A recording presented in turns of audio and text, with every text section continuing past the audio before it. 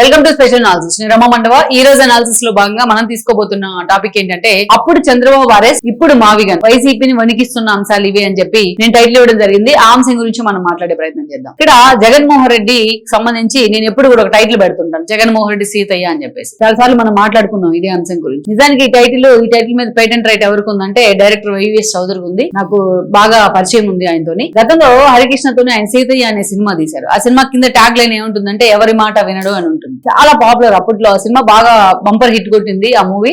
అప్పటి నుంచి కూడా ఎవరైనా మన మాట వినని వాళ్ళు ఎవరైనా ఉంటే వాళ్ళు ఎవరే వీడి సీతయ్య మన మాట వినరు అంటాం. అలాగా ఈ టైటిల్ జగన్మోహన్ రెడ్డికి పర్ఫెక్ట్ గా యాప్ట్ అవుతుంది. వైఎస్ చౌదరి ఆ రోజు హరికృష్ణకి పెట్టారు కానీ సినిమాకి టైటిల్, ఈ రోజు జగన్మోహన్ రెడ్డికి మాత్రం ఈ టైటిల్ పర్ఫెక్ట్ గా యాప్ట్ అవుతుంది అనేది వాస్తవం. ఇక్కడ చూసినట్లయితే ఎందుకు యాప్ట్ అవుతుందంటే జగన్మోహన్ రెడ్డి అదే పందాలో తాను వెళ్తా ఉంటారు కాబట్టి, తాను బట్టిన కుందేటికి మూడే కాళ్ళు అంటారు కాబట్టి, తాను ఎవరు చెప్పినా తను అనుకున్నదే తను చేస్తా ఉంటారు కాబట్టి, ఎప్పుడు ఏది చేయాలో అది చేయడు కాబట్టి, అందుకే అతన్ని కరెక్ట్ గా సీతయ్య అని పిలిస్తే సరిపోతుంది. ఆ పేరు తీసేసి ఈ పేరు పెట్టుకోవాలి. ఇప్పుడు ఏ విషయంలో మనం మాట్లాడుతా ఉన్నాం అంటే లేటెస్ట్ గా మావిగా గతంలో చూస్తే చంద్రబాబు నాయుడు అరెస్ట్. ఆ పార్టీలో సీనియర్ నేతలు చాలా మంది ఉన్నారు, ఎక్సలెంట్ స్ట్రాటజిస్ట్ లో ఉన్నారు. ఆ పార్టీలో మనం చూస్తే ఫైనాన్షియల్ అంశాల మీద ఒక బుగ్గన రాజేంద్రనాథ్ గాని, రాజకీయ అంశాలకు వచ్చేటప్పటికి ఒక బొత్స సత్యనారాయణ, ఒక ధర్మాన్ లాంటి వాళ్ళు కానీ, మంచి వాయిస్ ఉంది, పార్టీ కోసం అండగా నిలబడిన ఒక శ్రీకాంత్ రెడ్డి, అదేవిధంగా కోరుముట్ల శ్రీనివాస్ లాంటి వాళ్ళు కానీ, ఇలాంటి వాళ్ళు ఎంతో మంది ఉన్నారు. జగన్మోహన్ రెడ్డి ఎవ్వరు సలహాలు కూడా తీసుకునే ప్రయత్నం చేయడు, వాళ్ళు ఒకవేళ ఇచ్చినా వాటిని ఇంప్లిమెంట్ చేసే ప్రయత్నం చేయడు, అసలు విన్ననుకుంటానే. అలాంటి పరిస్థితుల్లో జగన్మోహన్ రెడ్డి తీసుకున్న నిర్ణయాలు ఆ పార్టీని చాలా దెబ్బేస్తా ఉంటాయి. చాలా నిర్ణయాలు తీసుకున్నారు, సెల్ఫ్ గోల్స్ వేసుకున్నారు ఆయన చాలా విషయాల్లో. తల్లి చెల్లిని ఇబ్బంది పడుతున్న దగ్గర నుంచి అనేక విషయాల్లో, వివేకానంద మర్డర్ కేసు విషయంలో సిబిఐ ఎంక్వైరీ వెనక్కి తీసుకోవడం దాకా, తండ్రి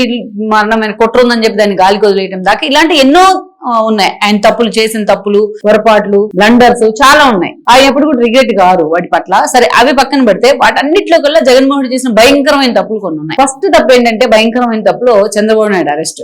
చంద్రబాబు నాయుడు తనని ఎప్పుడు కూడా జైల్లో పెట్టించారనేది జగన్మోహన్ రెడ్డి ఒక ఇల్యూజన్ లో ఉంటారు. నిజానికి కిరణ్ కుమార్ రెడ్డి ఆ రోజు ముఖ్యమంత్రిగా ఉన్న సమయంలో ఆయన కేబినెట్ లో మంత్రిగా ఉన్న శంకర్రావు జగన్మోహన్ రెడ్డి మీద కేసు వేశారు, సిబిఐ ఈడీ ఎంక్వైరీ జరగాలి ఆయన అక్రమాసుల మీద అని. దాని కేంద్రం ఫోకస్ పెట్టింది. ఆయన మీద సిబిఐ ఈడీ కేసులు కూడా ఆల్రెడీ ప్రూవెన్ ఫ్యాక్ట్స్ అవన్నీ ఆల్రెడీ ఆధారాలతో సహా చార్జ్ షీట్లు ఫైల్ అయినాయి. ఎంతో మంది జైలుకి వెళ్లారు. జగన్ ఒక్కడే కాదు, జగన్ తో పాటు విజయసాయి రెడ్డి దగ్గర నుంచి, శ్రీలక్ష్మి దగ్గర నుంచి అందరూ కూడా జైలుకి వెళ్లే ప్రయత్నం జరిగింది ఆ రోజున. సో టీడీపీ ఇంప్లీడ్ అయింది కాబట్టి తన అరెస్ట్, తన శంకరరావును వదిలేశారు, కాంగ్రెస్ ను వదిలేశాడు జగన్మోహన్ రెడ్డి. టీడీపీ ఇంప్లీడ్ అయింది కాబట్టి తన మీద కేసులు పెట్టించింది, తనని సిబిఐ ఈడీ ఎంక్వైరీలు పాలు చేసింది, తన 16 నెలలు జైల్లో ఉండడానికి కారణమైంది చంద్రబాబు నాయుడే అని అతను బ్లంట్ గా ఫిక్స్ అయ్యాడు మైండ్ లో. అందుకనే చంద్రబాబు నాయుడు అంటే అంత విగ్రస్ గా మాట్లాడతారు జగన్మోహన్ రెడ్డి. మీరు చూడండి, అతను మాట్లాడే ప్రతి 10 మాటల్లో 8 మాటలు చంద్రబాబు నాయుడు అనే పేరే ఉంటుంది, ఆయన గురించే మాట్లాడతారు. ఆ ఫిక్స్ అయిపోయినాక అప్పటి నుంచి చంద్రబాబు నాయుడే తన ఏకైక ప్రత్యర్థి అన్న విధంగా చూస్తూ ఉంటారు. ఈ రోజు చూడండి, మీరు పవన్ కళ్యాణ్ ని అంత ఎక్కువగా తిట్టరు, లోకేష్ ని అంత ఎక్కువగా టార్గెట్ చేయరు, కేవలం చంద్రబాబు నాయుడు ని టార్గెట్ చేస్తారు. ఆఖరికి ఆయన వయసు అయిపోయిందని కూడా మాట్లాడుతూ ఉంటారు, ఆయన గుండెపోటు రావాలి, ఆయన చచ్చిపోవాలి, ఆయన బావిలో దూకాలని కూడా మాట్లాడుతుంటారు జగన్మోహన్ రెడ్డి. అంటే అంత కసి, అంత పగా పెట్టుకున్నారు చంద్రబాబు నాయుడు మీద. మరి ఆ పగ ఎలా తీరాలి? చంద్రబాబు నాయుడు పేరు వినిపించకుండా అమరావతిని నాశనం చేశాం. చంద్రబాబు నాయుడు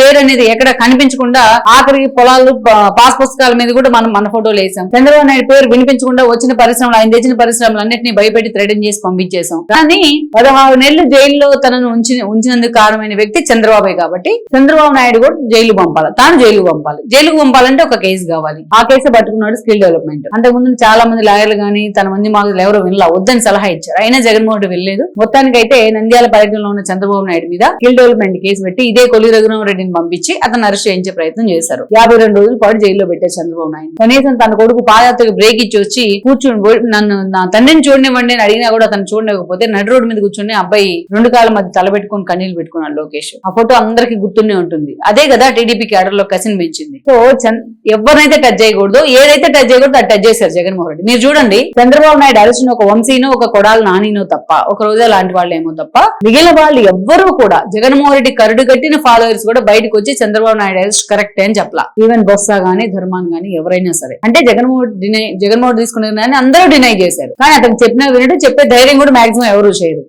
అతను తీసుకున్న బ్లండర్ మిస్టేక్. సో అదే కదా టీడీపీ క్యాడర్లో ఆ లోకేష్ కన్నీళ్లు పెట్టుకున్న ఫోటో కసిన్ పెంచింది. అక్కడ పవన్ కళ్యాణ్ వచ్చి మద్దతు తెలిపిన తర్వాత జనసేన క్యాడర్ మొత్తం టీడీపీకి అటాచ్ అయింది, పొత్తులు కన్ఫర్మ్ అయ్యాయి. అదే విధంగా చూస్తే బీజేపీ కూడా వచ్చి వాళ్ళతో జతకలిసింది. సో చంద్రబాబు నాయుడిని ఎవరైతే టచ్ చేయకూడదో, ఏ టైంలో అయితే టచ్ చేయకూడదో అలాగే టచ్ చేశారు జగన్మోహన్ రెడ్డి. మొత్తం ప్రపంచం అంతా మాట్లాడింది చంద్రబాబు నాయుడు గురించి. ఐటీ ఎంప్లాయీస్ ముందుగా రోడ్డు మీదకి ఎక్కితే మొత్తం టీడీపీ క్యాడర్ ఎక్కడికక్కడ రోడ్డుకి నిరసనలు తెలిపితే మొత్తం ప్రపంచ వ్యాప్తంగా ఉన్న అనేక దేశాల్లో టీడీపీ సానుభూతి పరులు, చంద్రబాబు నాయుడు ఫాలోయర్స్ ఆయన కోసం నిరసనలు, దీక్షలు చేయడం జరిగింది. ఒక వ్యవస్థ కోసం చేస్తారేమో గానీ ఒక వ్యక్తి కోసం చేసిన సందర్భం అది. ఆ స్థాయిలో ఒక నిరసన. మీరు చూడండి, గతంలో తెలంగాణ ఉద్యమం జరిగింది. తెలంగాణ ఉద్యమం కోసం సబ్బండ వర్గాలు రోడ్డెక్కినాయి. అదేంటి, తెలంగాణ వస్తే మా జీవితాలు బాగుపడతాయి, మాకు ఉద్యోగాలు వస్తాయి, మా పిల్లలు బాగా బతుకుతారని ఒక ఆకాంక్ష అది. సో ఎన్నాళ్ళ నుంచో అంచబడిన ఒక ఆకాంక్ష ఉద్యమం పేరుతో బయటకు వచ్చింది అది. అంతేగాని చంద్రబాబు నాయుడు ఒక వ్యక్తి కోసం అంతమంది రోడ్డెక్కిన సంఘటన అది. సో ఈ మొత్తానికైతే నాకు తెలిసి ఈ కూటమి ప్రభుత్వంలో ఉన్న పెద్దలంతా కూడా జగన్మోహన్ రెడ్డికి థ్యాంక్స్ చెప్పాలి, లైక్ పవన్ కళ్యాణ్ లాగే. సో ఆ రోజు ఆ ఉద్యమం ఆ స్థాయిలో ఉంది కాబట్టి,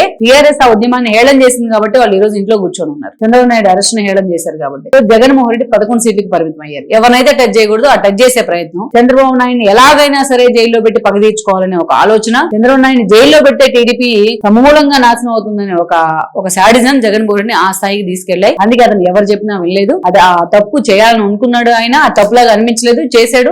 జనం కూడా దాన్ని తప్పులాగే తీసుకున్నారు. అది సో జగన్మోహన్ రెడ్డి 11 సీట్లకు పరిమితం కావడంలో ఆ ఇన్సిడెంట్ చాలా కీ రోల్ ప్లే చేసింది. లేకపోతే అంత తగ్గేది కాదేమో. జగన్మోహన్ రెడ్డి మీద వ్యతిరేకత ఉన్నమాట వాస్తవమే, కానీ అంత నెగిటివిటీ ఇంపోజ్ అయ్యేది కాదేమో. అకారణంగా చంద్రబాబు నాయుడు మీద ద్వేషం పెట్టుకుని అతను చేసిన పని ఆ స్థాయికి ఆ పార్టీని దిగజార్చింది. సరే 11 సీట్లకు పరిమితమైన తర్వాత రిలీజ్ కావాలి కదా. ఈ రోజు మళ్ళీ అమరావతి విషయంలో అదే తప్పు చేస్తా ఉన్నాడు జగన్మోహన్ రెడ్డి. చాలా మందికి అనుమానం రావచ్చు, చంద్రబాబు నాయుడు అరెస్ట్ కి అమరావతికి ఏం సంబంధం, అది ఇది ఒకటి ఎలాగా అని. అమరావతిలో ఎందుకు తప్పు చేస్తున్నాడు అంటున్నాం అంటే, ఇది పార్టీ పరంగా ఒక విధానపరమైన నిర్ణయం. అలాంటి విధానపరమైన నిర్ణయాల్లో పార్టీకి ఒక సింగిల్ స్టాండ్ ఉండాలి, సింగిల్ ఎజెండా ఉండాలి, సింగిల్ పాయింట్ ఫార్ములా. మీరు లైక్ చూడండి, జాతీయ రాజకీయాల అంశంలోనైనా అయితే ఇతర పార్టీలతో వాళ్ళు మెలిగే విధానాల్లోనైనా ఒకటే ఎజెండా ఉండాలి. అవకాశవాదంగా గోడ మీద పిల్లిలాగా వ్యవహరించకూడదు.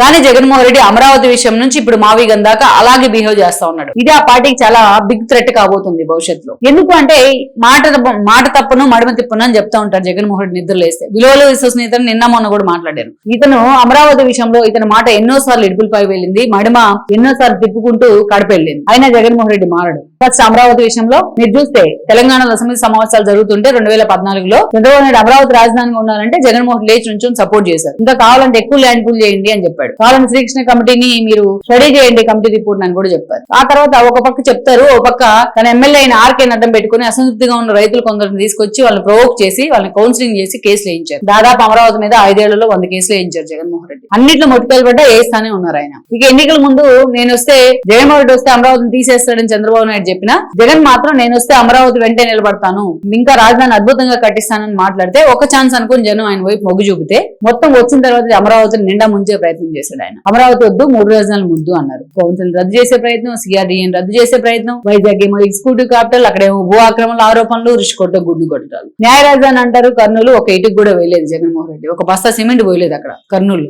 అమరావతిని ఎగ్జిక్యూటివ్ క్యాపిటల్ ని ఆ రైతుల్ని ఎన్ని కష్టాలు పెట్టాలో అన్ని కష్టాలు పెట్టారు. రైతులు ఎంత దారుణంగా వాళ్ళని చంపడం కన్నా ఎక్కువ పని ఏంటంటే వాళ్ళ క్యాటర్ అసోసియేషన్ చేయడం. చాలా దారుణంగా వాళ్ళ క్యాటర్ గురించి మాట్లాడి వాళ్ళని మానసికంగా హింసించే ప్రయత్నం చేశారు. సరే పోలీసులతో కొట్టించారు, దాడులు చేయించారు, ఇన్ని చేశారు. వాళ్ళ తాలిబొట్ల గురించి కూడా మాట్లాడారు ఆఖరికి. అంత వికృతానందం ఉండేరు జగన్మోహన్ రెడ్డి. అమరావతి అనే పేరుని సర్వనాశనం చేసే ప్రయత్నం జరిగింది.